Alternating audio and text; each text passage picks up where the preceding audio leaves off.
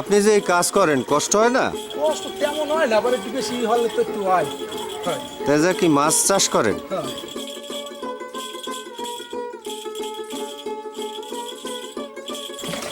আসলে মুসা ভাই একজন শারীরিক প্রতিবন্ধী, কিন্তু সেই প্রতিবন্ধকতা জয় করে তার জীবন পরিচালিত করছে।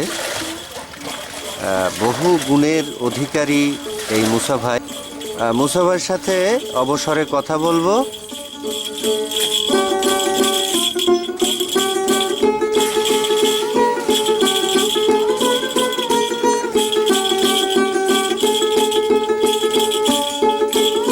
খালে ডুবাইও মাছ ধরতে পারেন? সব নিজ হাতেই করেন? ছেলে মেয়ে কয়টা? আমার একটা মেয়ে, বড়